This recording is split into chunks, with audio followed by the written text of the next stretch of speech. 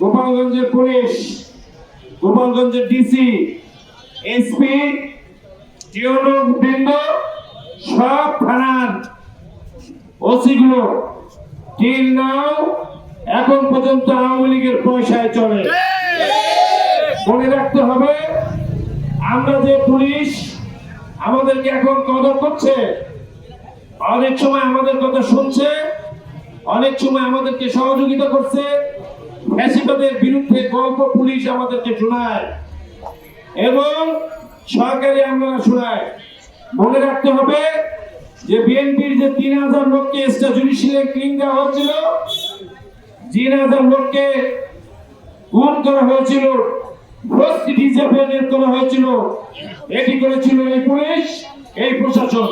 বীরশ্রেষ্ঠ আবু সাইদকে দেখেছি, বীর মুগ্ধকে দেখেছি, তাদের বীরত্ব এত গৌরব কথা ছিল যে মুহূর্তে আবু সাইদের মৃত্যু ওই বুক ফেটে যাওয়ার সাথে সাথেই সারা বাংলাদেশ বসুন্ধরা টিস্যু অশুদ্ধতার বিরুদ্ধে এক বিন্দুও ছাড় নয়।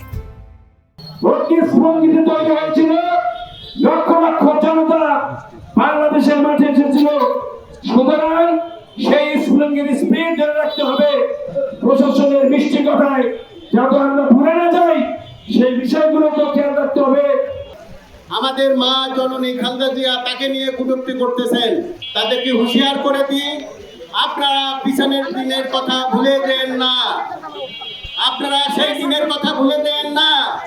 আপনারা বিএনপির সাফিক দলে, বিএনপির আসলের দলে এসে আশ্রয় নিয়েছিলেন, এখন আবার এনসিপির দলে, অন্যান্য দলে ছাত্রদের উস্কানি দিয়ে বাংলাদেশ একটা অরাজকতার দেশের সৃষ্টি করতেছেন।